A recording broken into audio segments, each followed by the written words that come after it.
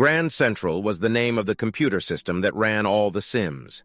It had, so they had been told, collected every photographic and cinematic record available. It had scoured old Hollywood movies, read any available period novels, news articles, and built the best possible replica it could. There were a few anachronisms, and pretty much anything from about 1930 to 1940 could appear in the Sim, even though the time period was officially and strictly always 1936. The Sim cycled the weather around a typical year and made occasional random variations to keep things interesting. Every few months it would stage a hill fire or explosion, announce a new building project or the demolition of another.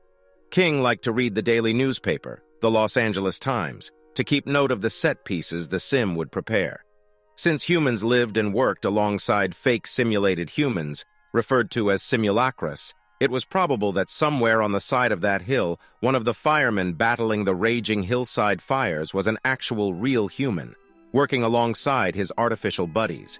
Somewhere in a gray apartment, that guy or girl would be in a sim rig of their own, living their dream of being a firefighter in old Los Angeles. Despite the intense realism of the AI simulacrus, King loved meeting real people inside the Sims.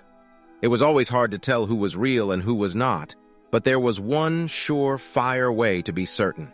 A Sim could not kill you. Only a human could do that.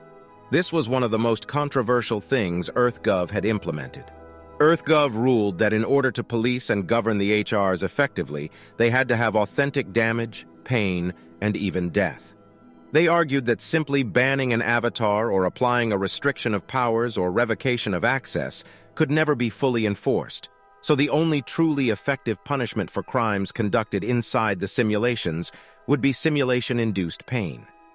A small device that was part of the nerve stimulation system installed via a spinal tap had the ability to inflict pain as well as pleasure and every other nerve stimulus.